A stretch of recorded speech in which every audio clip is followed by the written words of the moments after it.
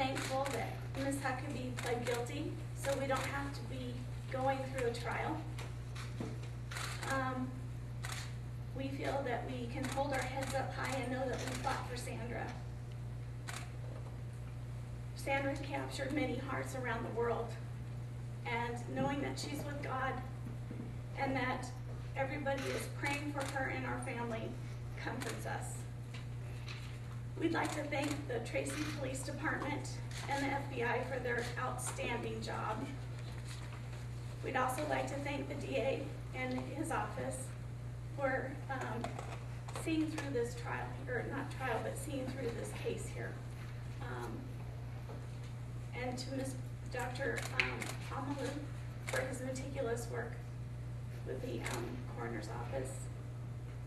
And we'd also like to thank the Tracy community for their love and support, and all the families and friends and people around the world who prayed for us. We really thank you. On April 6th of 2009, when Sandra's body was discovered, it ended any hope of real successful resolution, and focus turned at that point, instead of bringing her home safely, to apprehending the person responsible and bringing that person to justice. For us in law enforcement, this closes the book today with Melissa Huckaby's sentence.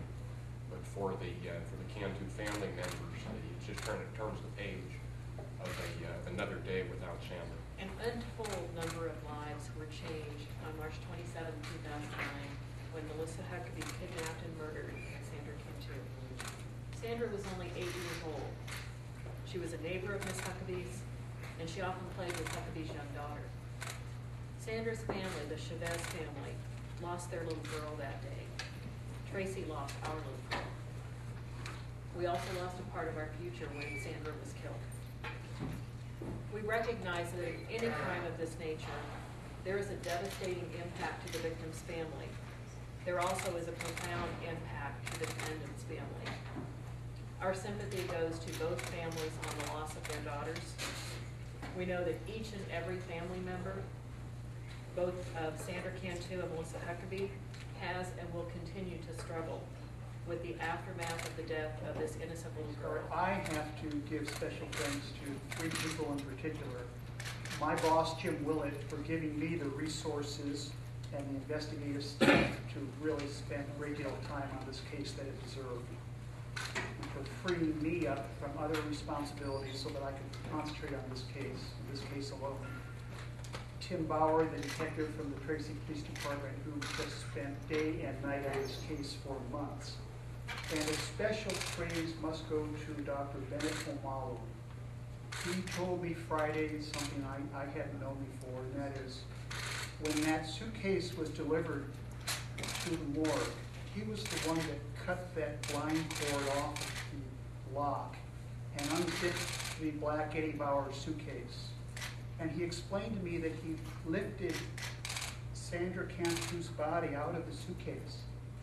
And he told me just this past Friday that he actually spoke to her and said, "Sandra, talk to me. Tell me who killed you. Tell me, who did this to you?"